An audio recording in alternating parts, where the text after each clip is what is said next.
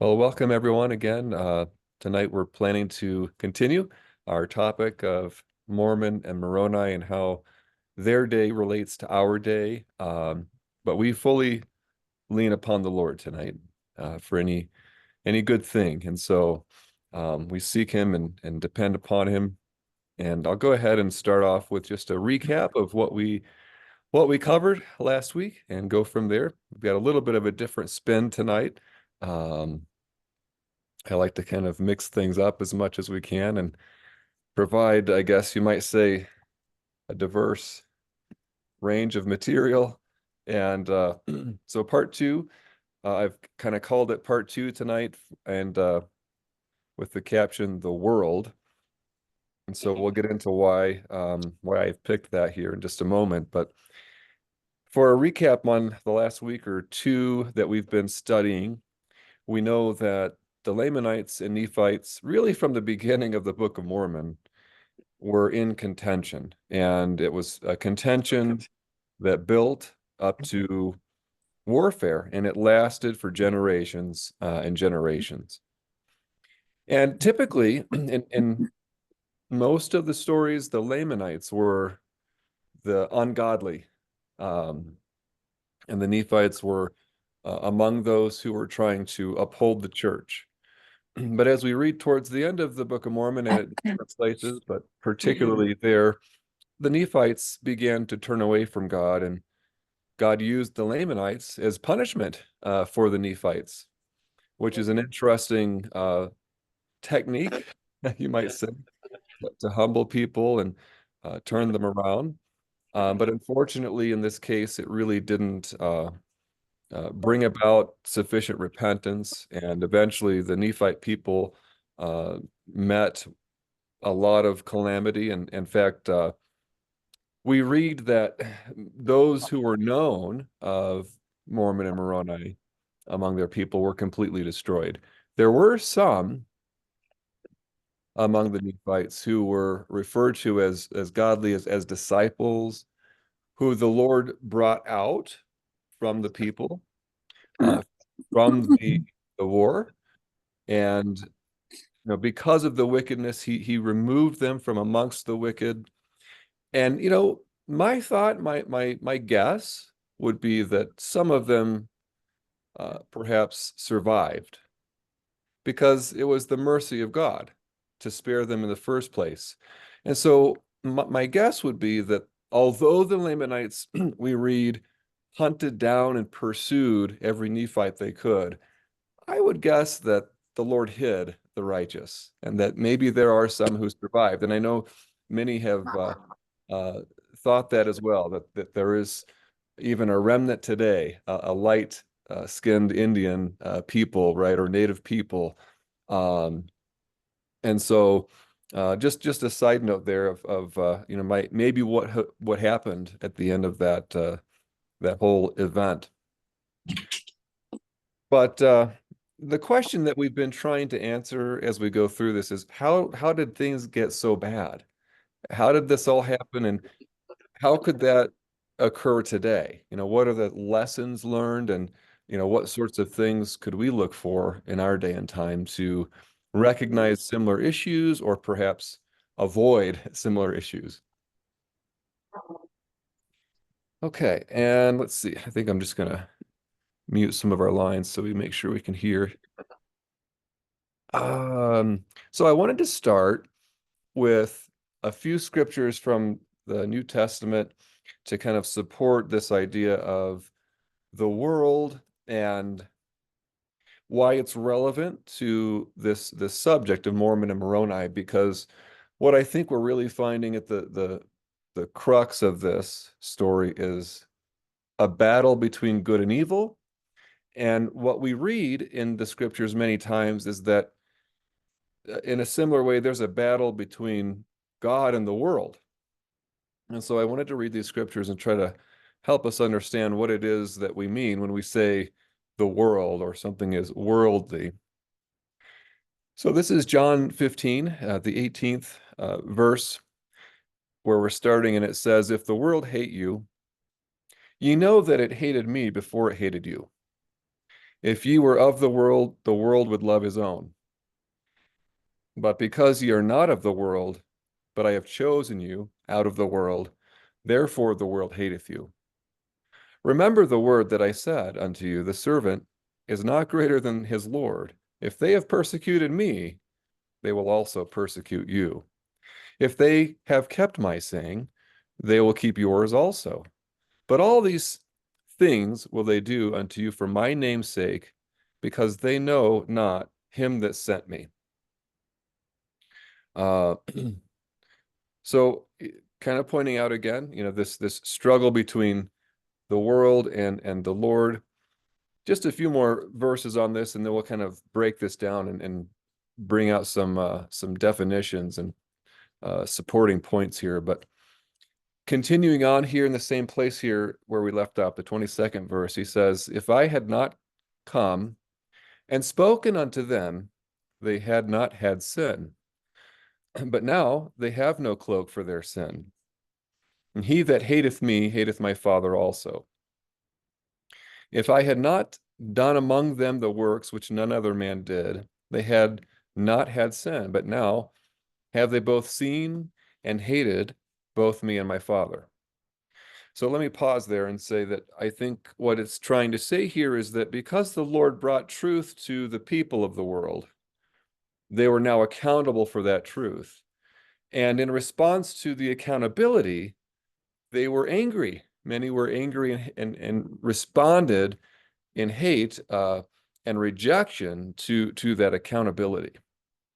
So we're going to dig into that some too here tonight. But he closes with this statement. He says, "But this cometh to pass that the word might be fulfilled, that it that is written in their law, they hated me without a cause." So, yes, the flesh or people of the world, as we say, reject the things of God, but there is no cause that's justified, right, for that reaction. So that's all kind of laying some groundwork here for um, a few thoughts that I had, and I have a song, but I think I'll come back to it here in just a moment and try to build this up a little more. It's the question I want to ask is, what is the world? When this verse says the world, uh, what are we really talking about there? And we know that the scriptures say, uh, in essence, we are in the world, but not of the world. So we all live in the world. So what is the world? How would you define it as it's used in these verses? Any thoughts? How you would put that in your words? My first thought was my values is not what the world values. Yeah.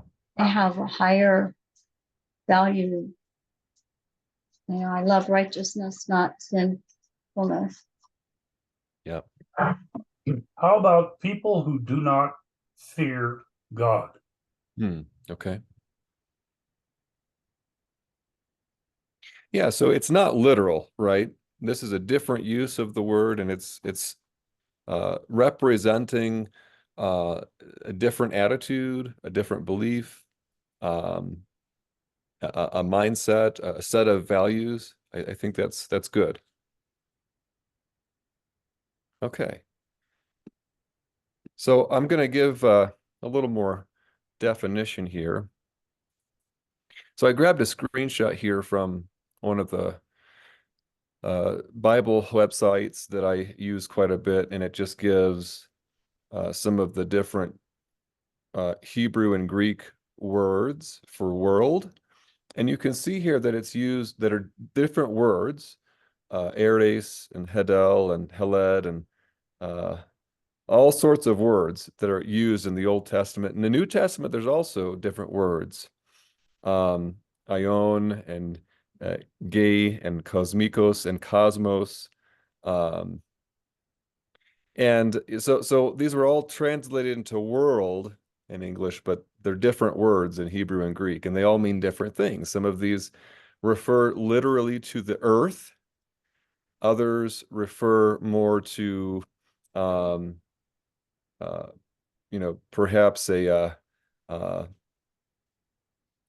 one of them says adorning, one of them says uh,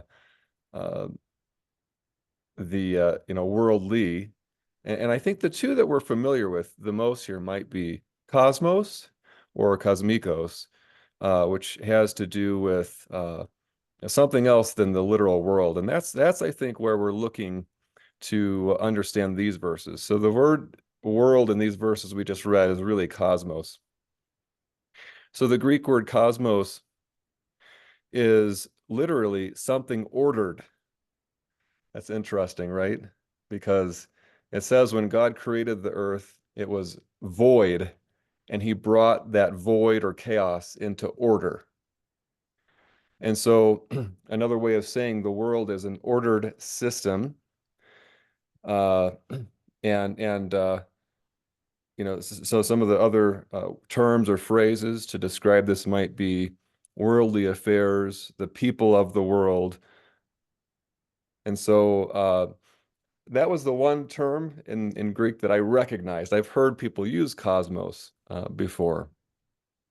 And so what I think we're talking about here is God has his order, but then people have their order, and the two are not aligned. They're opposed. And so I was thinking about how significant that is, that we would have an order to things. When the Lord created us, he had an order or a design in mind. And that design was for a purpose. But the thing about creating order is that as soon as you choose one purpose or design, you abandon others. And so embedded within the idea of order is limitation. And I would say that when we choose God, we limit ourselves to what? To sin. And that's the whole problem. The world doesn't want to be limited, and they don't want to be told God's commandments or what they can and can't do. And I've got this picture here that is a pile of Legos, and it's just pieces, right? There's no, it's kind of like the world before God came along. There's no function, there's no purpose, and so the plan that God has is to put those pieces together in a beautiful way. You could do different things with those Legos, right? Here's a Lego wall.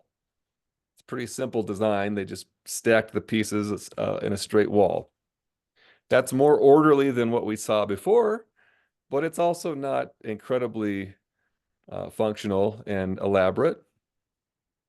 Now here's another Lego creation. This is the Eiffel Tower done in Legos. That's a lot more intricate, right?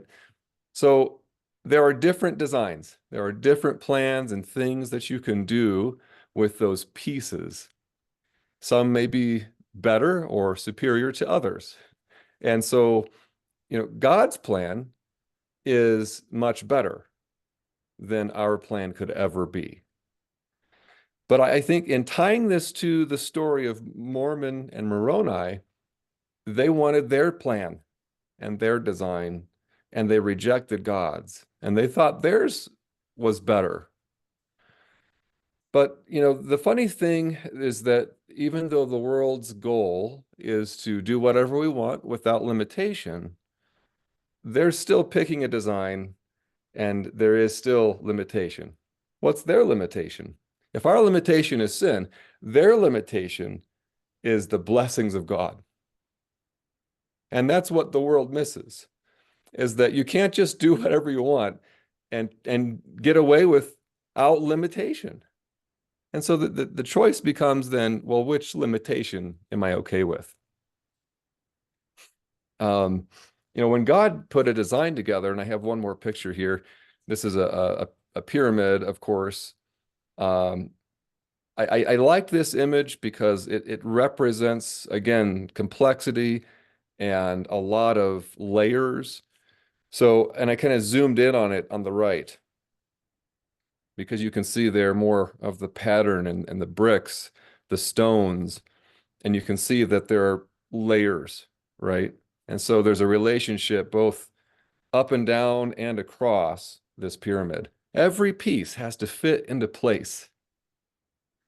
And, when God is the cornerstone and then he lays out his plan, there's a lot uh, in play and a lot of dependent relationship between each piece being in the right spot. And I'm pointing this out because God's plan is intricate and ordered in a very specific way. And when we come along and try to change it, it doesn't go well. And many times what happens is, I guess I do have one more image here. We think of things as more simple than they are.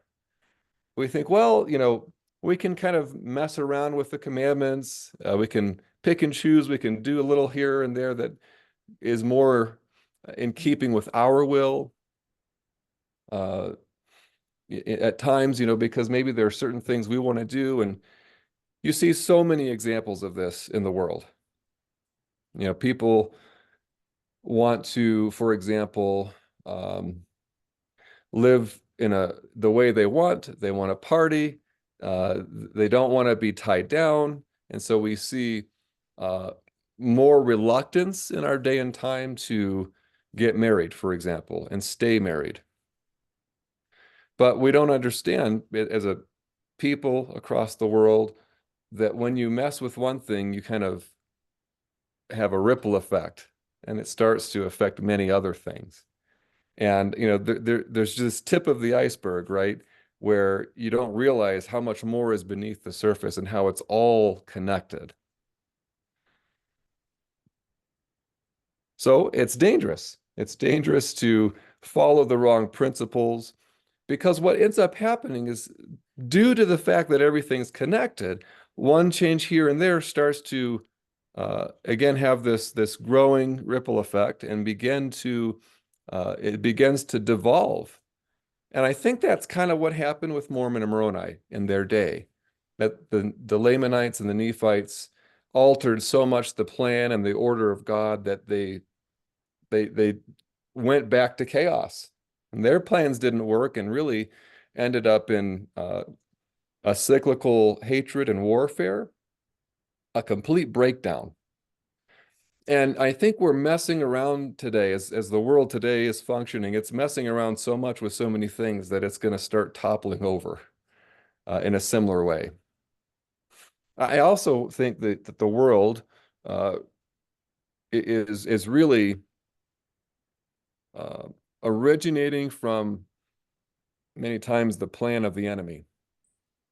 The enemy is behind all of this, orchestrating it. And so if you think about it's God and it's the world, it's godly or worldly, it's also kind of Christ and Antichrist. All of these things are sort of different ways of saying the same thing.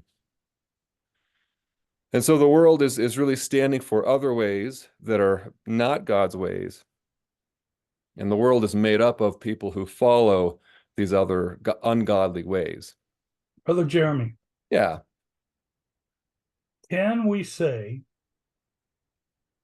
that the Lord needs, in various eras of time, he needs a Moroni, he needs a Mormon to witness what we're talking about today, the falling away of really good people that he loved. Jeremiah was another such person. He's almost planted in that position to witness what happened and relate it to us in Scripture and let us know so that we're prepared in our day and time. I mean, I don't think Moroni and Mormon were just happenstance. I think they were supported by the Lord since they were babies or whatever, and put there to tell us, look, you don't want to have this happen to you. What do you think? Yeah, absolutely. Learn from our mistakes, learn from history, learn from the prophets and their warnings and the people who ignored them and what happened as a consequence. All of this is, these are things we should not forget. Yeah. Yeah, very good. Okay, so as we think about all of this and we kind of align it to what's happening today, it's kind of unnerving, isn't it?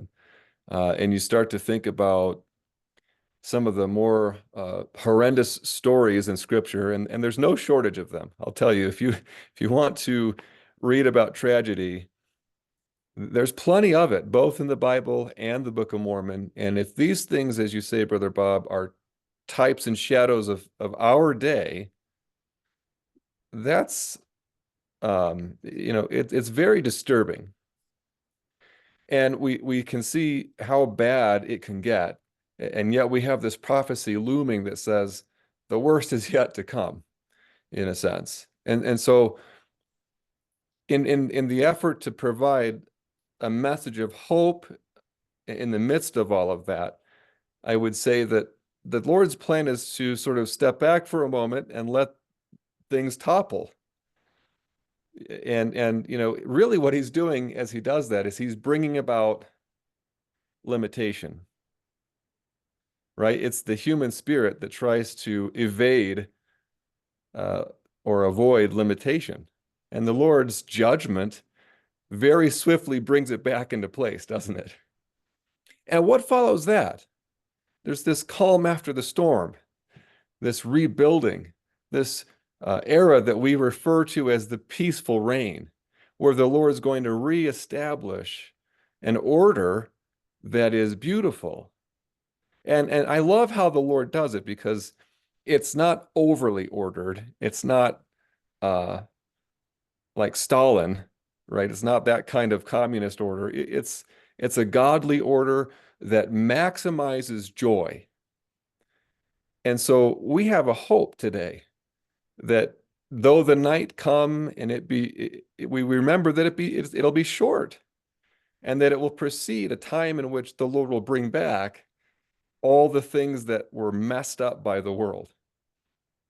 He'll reestablish a good, sense of design and structure that would create for us safety and many, many, many other good things. Speaking of restoration, wasn't the story of Job certainly a story of a certain amount of destruction? He lost everything. He lost his children. He lost his herds of cattle and sheep and so on. He lost everything. But in the end, God completely, your song you're going to sing in the chorus at the end, it says, I will restore everything you've lost and more. Yeah. And that was Job. Yeah. Yeah, it's this really interesting recurring theme of loss and gain, and the gain outweighing the loss. And that's what we're holding on to. And so these stories all give us something, I think, to frame for people who don't understand what's happening, an explanation. And I have always thought, when the world gets so bad that children aren't safe, that's when the Lord's going to step in. And what I'm seeing happen around us today in the world is that through schools, through um, counselors and all these people who are supposed to be helping children and educating them, it's becoming more and more unsafe. Whether you talk about the things that are being taught to children, the things that they're encouraged to consider, the gender confusion, abortion, this world isn't a safe place for children. That's what happens when the world does its thing and tries to establish its order that's contrary to God, because the world is just seeing the tip of that iceberg and has no idea really what they're doing, except that maybe they're unknowingly following an evil plan that originates from an evil source. It's not a good thing, right? And so we need the Lord to intervene and to restore the things that we've lost.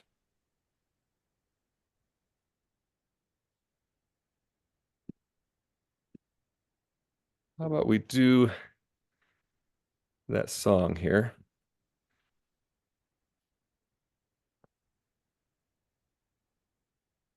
All right, so this is number 191. I'm just going to fix the volume here. This is a beautiful song. Beautiful. It is. I love the words and the melody so much.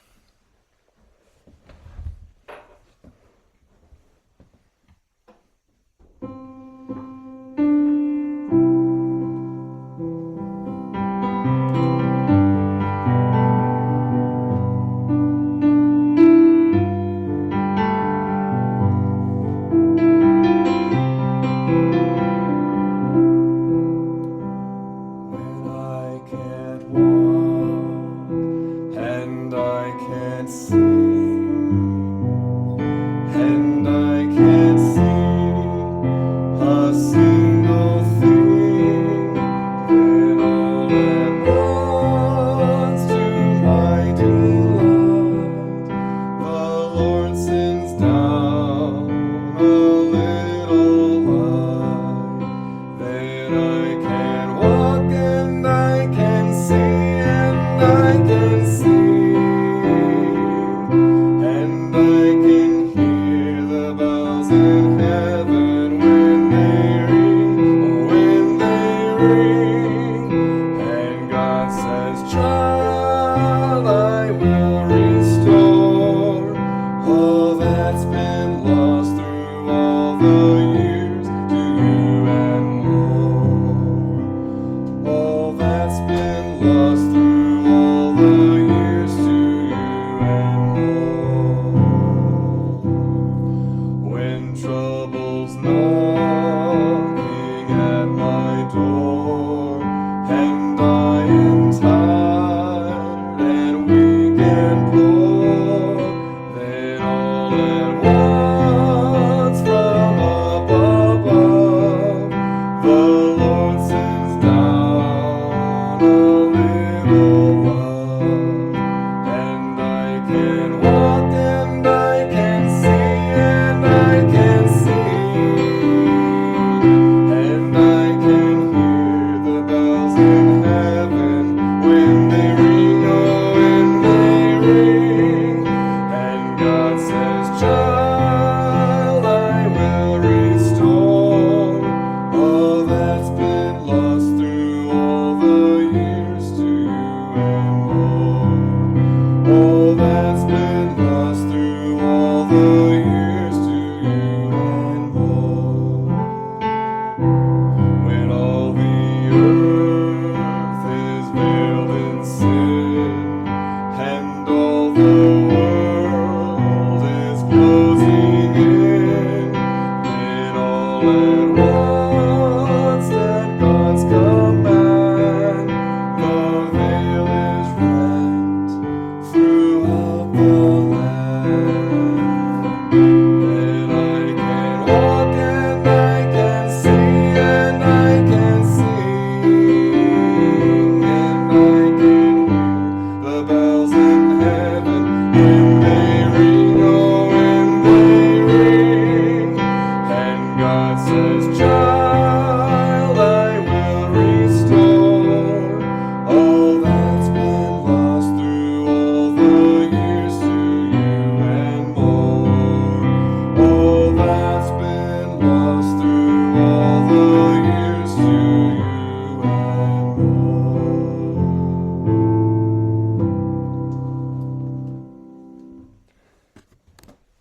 Beautiful song. I love how, as we read those lyrics, let me just fix the volume again here. It kind of gives you this idea that when God restores it, for him to do that is easy for him. At his command, it all comes back together. you think about the creation again, and when the Lord changed chaos into order, he did it in 7 days. And this process that will come about again when the Lord pulls, out of the ruin and ashes a kingdom and a place of beauty. It's an easy thing for him to do. So although it may look horrible to us and like that pile of Legos, the Lord is able to restore and to rebuild. Brother Jeremy, Yeah. the few American Indians that I've gotten to know. Now, of course, the Mexican people are American. They're South American Indians, but they're American Indian. But I'm talking about North American Indians. I was struck by how thoroughly they believe, I think on a much deeper level than we do, that there is going to be a destruction and that there's going to be a subsequent healing of the land. Mm. And they've passed this on down through generations, Mm. verbally and in other ways. And they absolutely are focused on this, because one thing they hate about the white man isn't just the treaties that we broke with them over and over and over and the subsequent suffering. What they really hate is that we ruin the land. Yeah. The American Indian is tied to the land in a way I don't know about you, brother. I can't understand how tied they are to the land.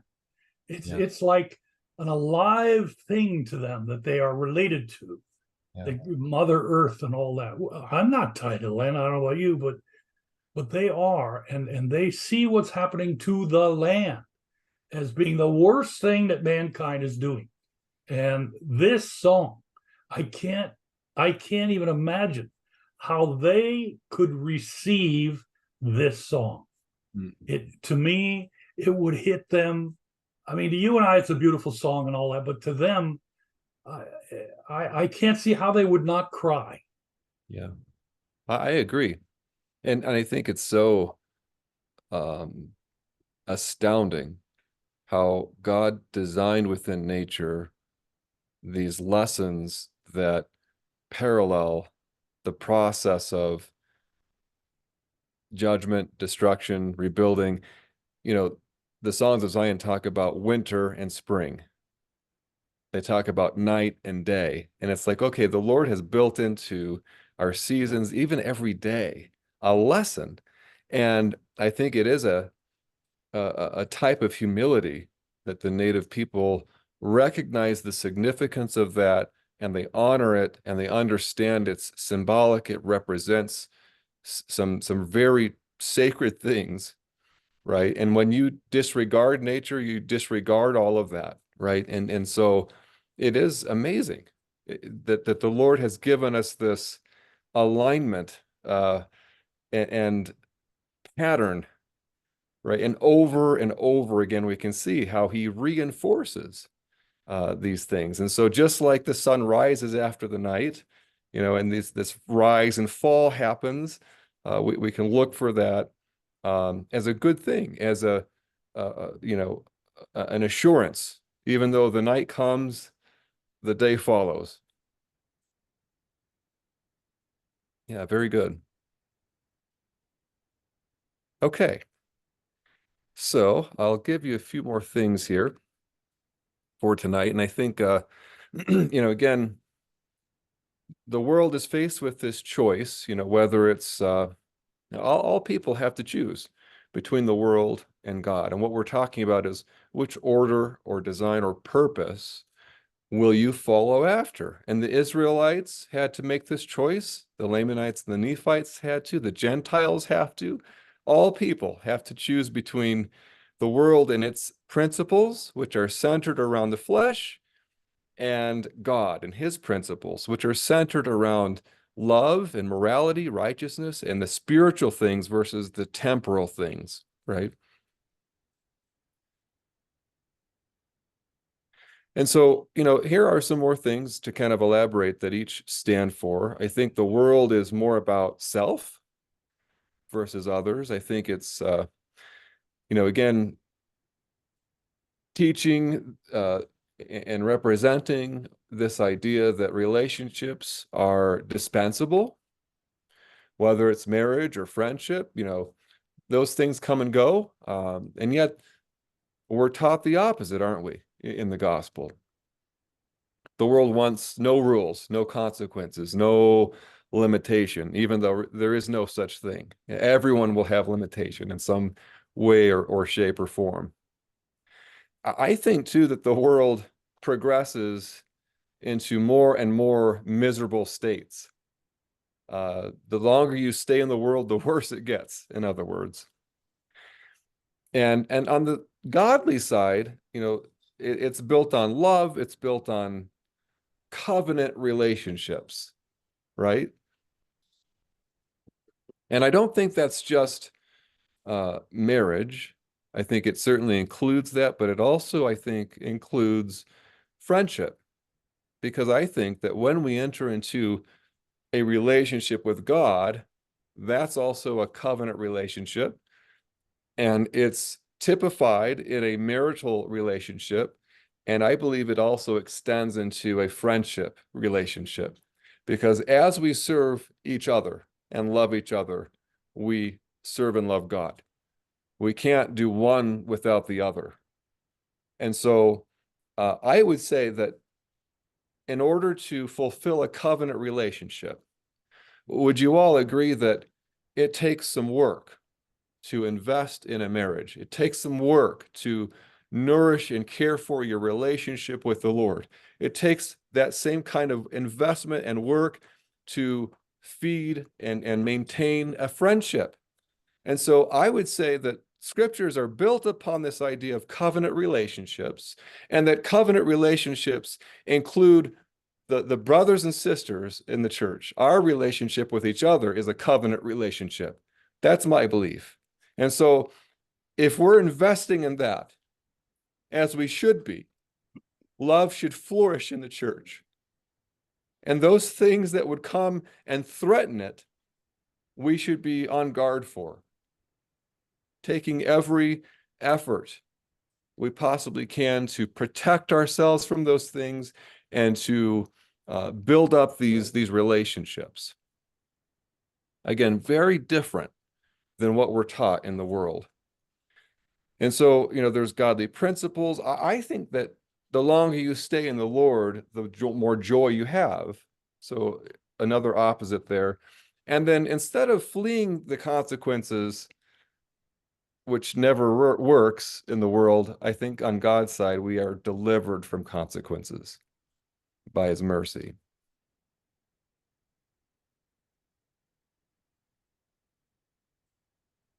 And so we've talked about some of these things. I was mentioning, God's design, God's order, and it really is the ideal. It's the optimal way. And I think it's fulfilled or manifested in the peaceful reign.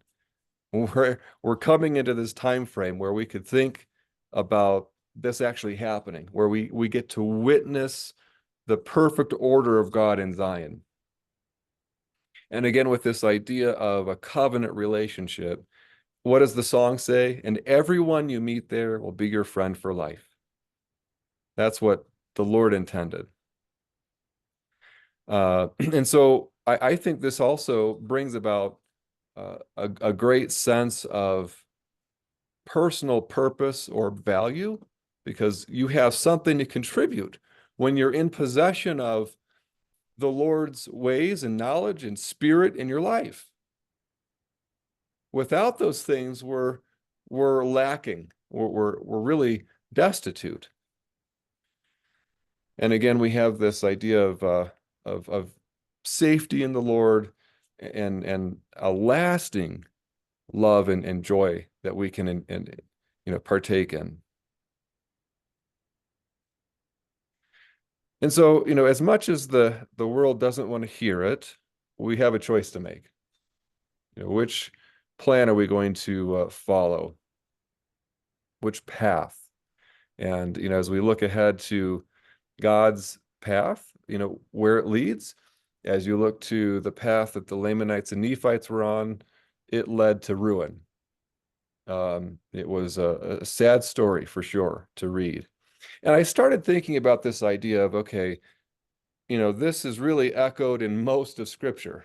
This battle between the Lamanites and Nephites was sort of a projection of a deeper idea, and that is this battle between God and the world. And I started thinking about, well, what do the songs of Zion have to say about the world? And in here in a few examples, number 44, it says, standing here in the midst of confusion and often earnestly searching the sky, the whole world with its madness surrounds me. And I cry, Father, my Father, 'tis I. And I thought, that kind of portrays the emotions of it, what it's like to live in the world but not be of it, what it's like to be the minority of godly surrounded by the ungodly or the worldly, and how even in the storm of that, we can at any time look up and cry, Father. And how about this one? Nothing there, number 56. What's that talking about? It's really referring to the ultimate inability of the world to satisfy. And here in this verse, it says, man searches a lifetime to find peace of mind while living the giver of peace far behind. He never will find peace, though he search the world through. This world has no peace. Christ said, I give to you. So those are a couple. Here's four more. The more I started, and I'm only giving you a short list, okay? The more I got into this, the more I realized this is really a prevalent theme, both in the scriptures and in the songs. This first one says, come, poor man, taste the honey. The Lord requires no money. The gospel's milk is waiting, and Jesus bids thee come. Leave all the things of sin behind, lest Jesus pass you by. That empty heart, the hollow spot, the world can't hope to satisfy. I hope these things kind of give us a way to articulate to, again, those around us what it is to say worldly, versus godly. You have this idea in number 83 of just the instability of the world, right? It says a world of ever-changing scenes, of wars that never cease. Men that lead an endless search while never finding peace. But I know God in heaven knows, and just knowing this, I'm blessed. And when I think that God loves me, my troubled mind finds rest. It's these powerful words that can bring us peace, even though we're living in a place of absence of peace. And it encourages us here in this song. It says, in the Higher Spiritual Mind song, it says, let me look a little higher, Lord, and to this world be blind. And then in Let It Shine, it says, worlds of hate and jealousy, while many wait in vain to see the love that never in their lives they've known. And it's encouraging us here, I think, to reach out to others in the world and share the love that we have, that they might also escape, the condition of the world. So that was just a few. Brother Jeremy, Yeah, go ahead. I was thinking about this, like in Zion, like when I go out of my house and I am traveling about, I'm asking the Lord to be with me. Now, the world, I know that the world is a dangerous place, and you could be somewhere and something could happen. But I believe that the Lord will protect me. And if it's to be, it's to be. I'll go home to him.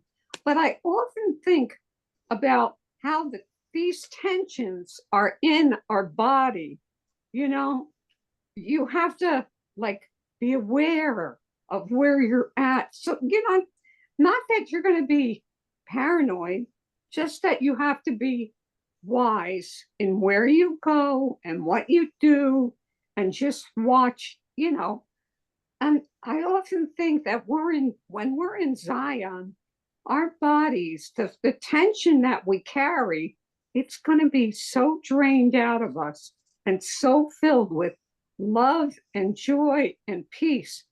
We won't have to be afraid of an intruder coming in or someone stealing something from our car or Yeah. hurting us or anything like that. I think it'll have an effect on our bodies and our minds and our souls. I don't know if anyone else feels that way. Yeah, Sister Sharon, I think you're talking about, you're on mute. But I Okay. agree, sister. It's very I deep. think that's deep exactly right. It's the more we give up of ourselves, of the world, the more room there is for the Spirit to fill us. Yeah, very good. So aren't these things that Sister Terry talks about that cause worry, cause concern, that we live with every day? We go out of the house, it's raining or whatever. Aren't these things causing us, in fact, to realize that he protects us? Mm-hmm. I mean, they're there and we think, oh, what a terrible thing, I have to worry. Well, now, Yeah. wait a minute. The point is, you've been here all this, you've grown to, I've grown to be 81 years old. I really don't think I go to Mexico once a week. I don't have to worry. I just pray and he takes care of me. And it just draws us closer to him. That's all that happens. We get, I come back and I say, well, you did it again, Lord.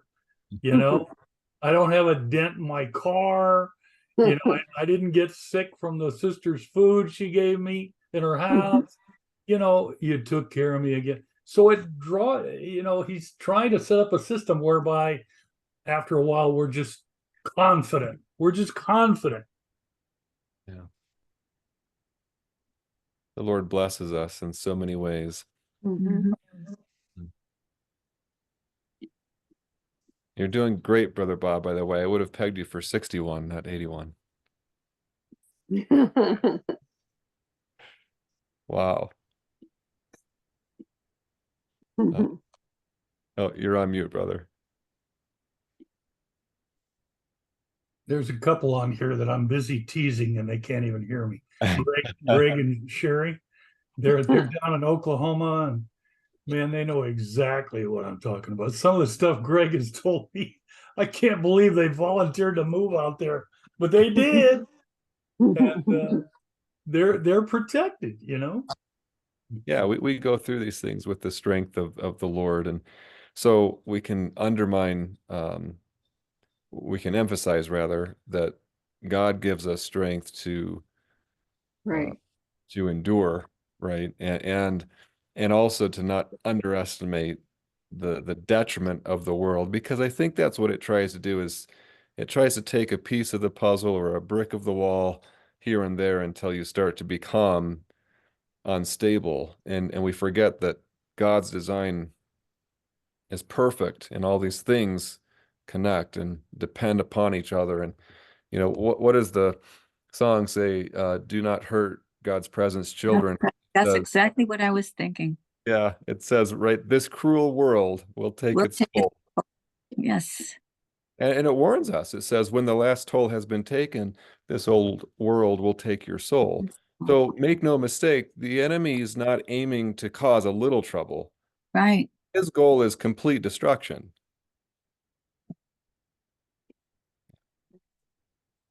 And that's what we saw. You think, well, how, and that was our question, right, at the beginning, how could it get so bad that the Nephite people would be completely destroyed, just bent on warfare and killing and vengeance? But that's really the aim. The enemy starts subtle and then it progresses more worse and worse and worse until everything falls apart. Did it start with the Nephites? Correct me if I'm wrong, Jeremy. Did it start with being lifted up in pride? Usually that was their first and most significant issue, wasn't it? Yeah. Right, yes. Yeah. And what a warning to us. Brother Walt preached to us on Sunday about humility, his whole sermon. And I thought, that's beautiful. That should be the culture of the church, that we would be a humble people, because that paves the way for love and stability in the Lord.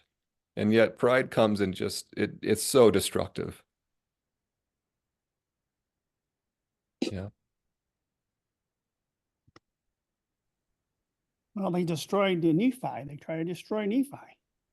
They tried to kill him. They tried to put him in a well. They tried to do a lot of things to him, but it's okay. The Lord was on top of all that, and they Yeah. couldn't. Right. But at the end, Nephites, Lamanites were destroyed. Mm. And poor Moroni, I love that man. Someday I'd like to see him. Exactly. He had to bury the records. He had to bury those records, thinking maybe sometime in the future Yeah. these would come forth again, and they did. No, you're right. You think about Joseph and their beginning, from the pit up to the mountain, right? So he was in the pit. And then you think about the end of the Nephite people, poor Moroni, holding the record all by himself. And you think it's one against the masses, the tens and tens of thousands, hundreds of thousands of people who had turned against God. And here was this lone surviving faithful person, and yet that's a recurring story, that one person overcomes the odds with the Lord's help, and that it's a few that are faithful.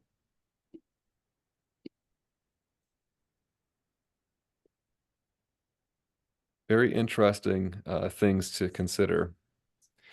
And I think that, when we sing the songs and rehearse the word, it gives us the strength to escape the world, to feel that power, that spirit that can sustain us, to be reflected of the vision that God has for his people, and of his victory, even though it's a remnant that get to enjoy the victory. And that, so much of it just comes down to faith. The world struggles with that idea.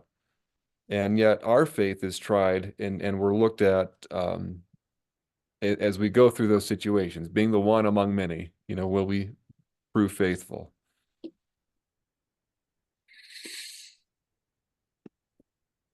Okay.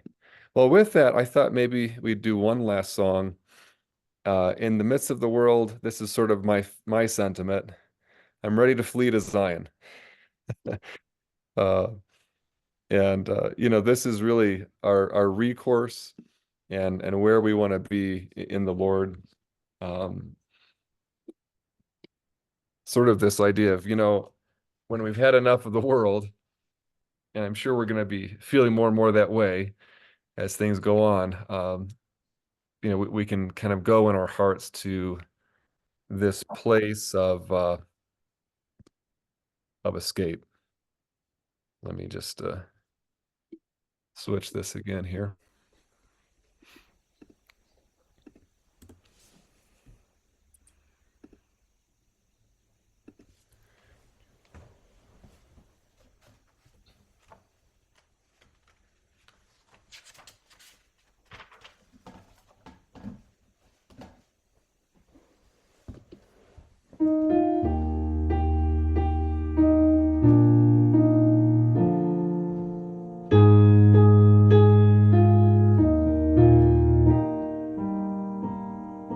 Flee to Zion, children, flee. You'll be safe and you'll be free. There's no cause to linger here. Flee to Zion, children dear. When this world falls with its charm, there's no need to feel alarm.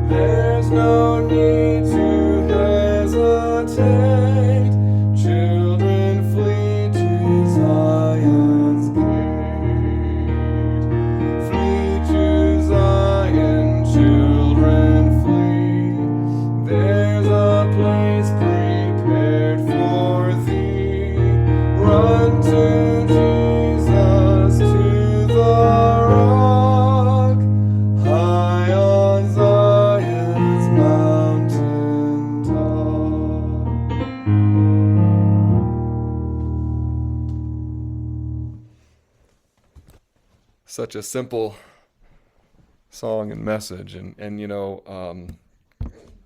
there's beauty in that, in the simplicity of some of these songs, because it's truth boiled all the way down to fundamentals. I think that's the art and beauty of that. Brother Jeremy, Yeah. that was a beautiful meeting, beautiful song, and how we long to flee to Zion. And we ask in your closing prayer that you would remember our family. We're having some trouble. Satan is just going after our children big time, and we need the Lord to help our family. Thank you. You certainly will. Yeah. Well, thank you so much, everyone. God bless you. I certainly enjoy the time together with you, and we'll keep you in our prayers. And we enjoyed the fellowship tonight. I'm gonna. Brother Jeremy, Yeah, go ahead, sister. I want to say along with our sister Eileen, and I know I can say this in privacy amongst my church family. My son's father